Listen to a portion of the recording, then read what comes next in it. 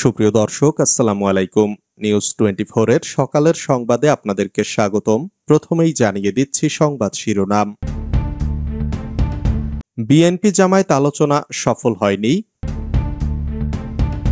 দেশের ইতিহাসে এবারের নির্বাচন হবে সবচেয়ে ঝুঁকিপূর্ণ, আশঙ্কা প্রকাশ করলেন ইসি আনোয়ারুল।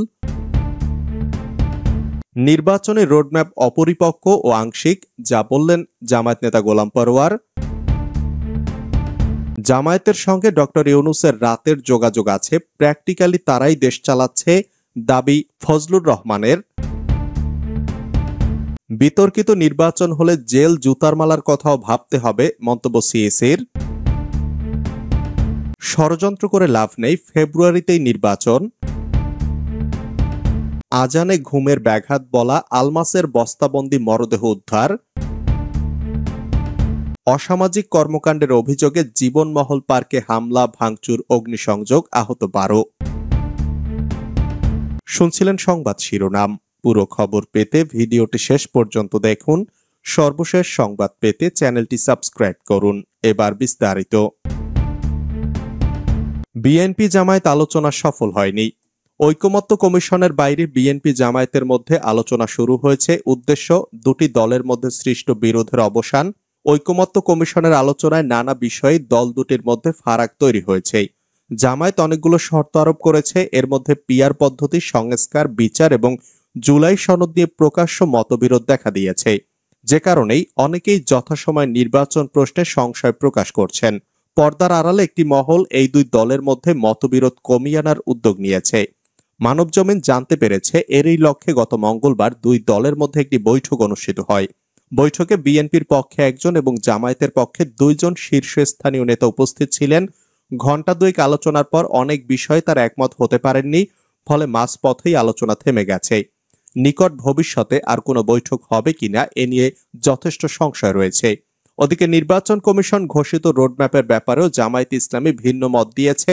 তারা বলেছে এই রোডম্যাপ অস্পষ্ট, আর বিএনপি সরাসরি স্বাগত জানিয়েছে। এখানেও বিরোধ দৃশ্যমান। এই পর্যায়ে জামায়াত কি করবে এখনই বলা মুশকিল, তবে নির্ভরযোগ্য একাধিক সূত্রে মানবজমিন জানতে পেরেছে, জামায়াত নেতারা বিএনপির শীর্ষ নেতৃত্বের সঙ্গে কথা বলার আগ্রহ ব্যক্ত করেছেন।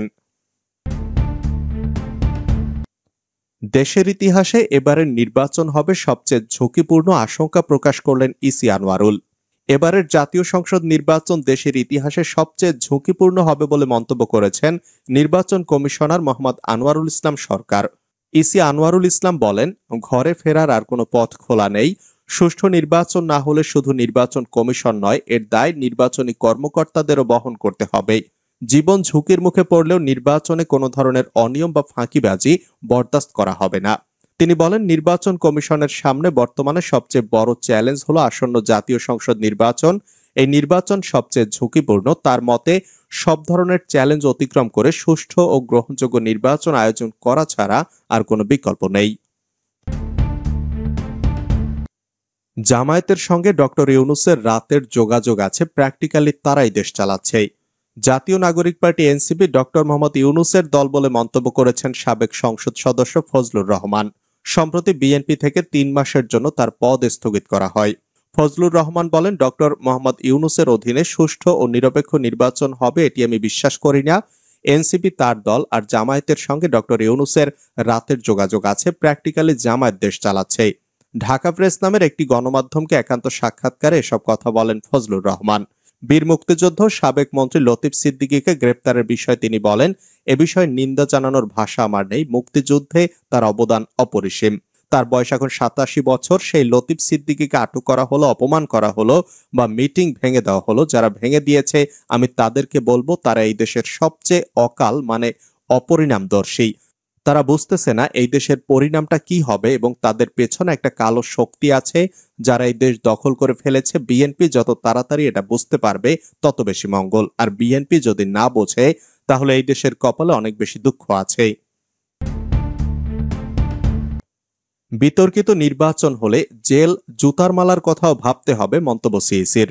আগামী জাতীয় নির্বাচনে ইতিহাসের সেরা ভোট উপহার দেওয়ার প্রত্যয় রাখলেও সবচেয়ে ঝুঁকিপূর্ণ হিসাবে দেখছে এএমএম নাসির উদ্দিন নেতৃত্বাধীন নির্বাচন কমিশন। এ লক্ষ্যে ভোট গ্রহণ কর্মকর্তাদের নৈতিকতা, পেশাদারিত্ব ও নিরপেক্ষতার সঙ্গে কাজ করার নির্দেশনা দিয়েছেন প্রধান নির্বাচন কমিশনার এএমএম নাসির উদ্দিন।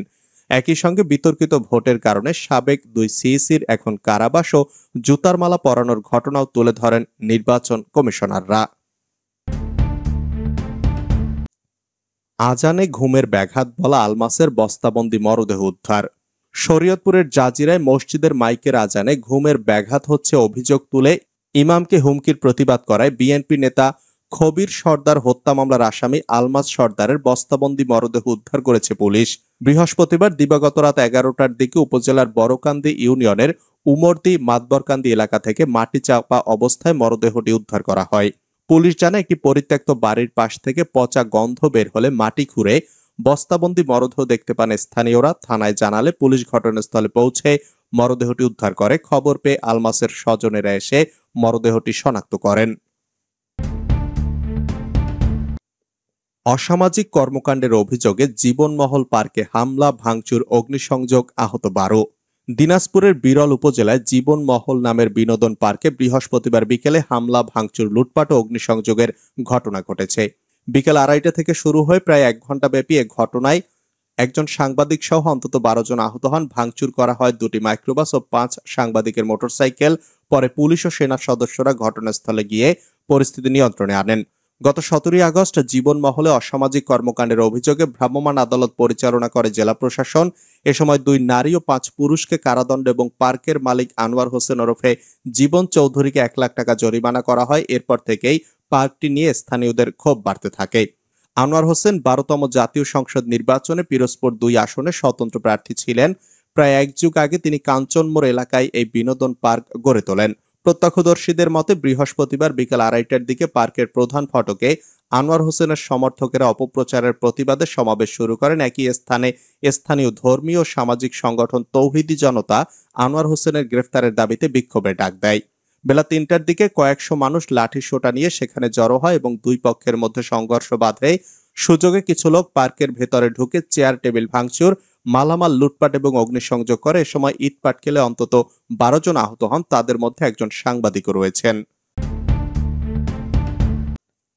এরশাদ শিকদারের স্মৃতি ফেরাচ্ছেন ফরিদ মোল্লা।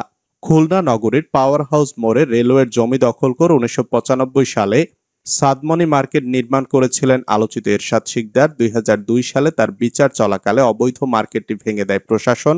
23 বছর পর সেই জমিতে আবার মার্কেট উঠছে। শুধু ওই জায়গায় নয়, এরশাদ শিকদারের আলোচিত নদীবন্দর ঘাটও নতুন করে দখল হয়েছে। আশপাশের পুকুর, মাঠ, ফাঁকা জমিও হচ্ছে দখল। এরশাদ শিকদারের ফাঁসির পর 2 দশক ঘাটের পাশের বড়বাজার এলাকায় স্বস্তি ছিল। তবে গণ অভ্যুত্থানের মাধ্যমে রাজনৈতিক পালাবদলের পর আবার চাঁদাবাজি শুরু হয়েছে। অভিযোগের সব তীর খুলনা সদর থানা বিএনপির সাধারণ সম্পাদক মোল্লা ফরিদ আহমেদের দিকে। তবে তিনি সবকিছু অস্বীকার করেছেন, বলেছেন অন্যায়ভাবে 1 টাকাও খাই না। আর রেলওয়ে কি আমার বিরুদ্ধে অভিযোগ দিয়েছে? দেয়নি। তাহলে আমি দখলবাজ হলাম কিভাবে? সব প্রতিপক্ষের ষড়যন্ত্র। নানা রকম অভিযোগ পেয়ে এ নেতার বিরুদ্ধে তদন্তে নেমেছে খুলনা মহানগর বিএনপি। দখল, চাঁদাবাজির অভিযোগে বিশেষ ক্ষমতা আইনে ফরিদ মোল্লার 1 মাসের আটক আদেশের অনুমতি চেয়ে জেলা ম্যাজিস্ট্রেটকে চিঠি দিয়েছে স্থানীয় পুলিশ। কয়েকদিন খুলনার বড়বাজার 4, 5 ও 6 নম্বর ঘাট এলাকায় ঘুরে তথ্য সংগ্রহের সময় অনেক মানুষ ফরিদ মোল্লার বিরুদ্ধে ক্ষোভ প্রকাশ করেন। তবে কেউ নাম প্রকাশ করে বক্তব্য দিতে রাজি হননি। স্থানীয় থানায় তার বিরুদ্ধে একটি অভিযোগ জমা হওয়ার তথ্য পাওয়া গেছে।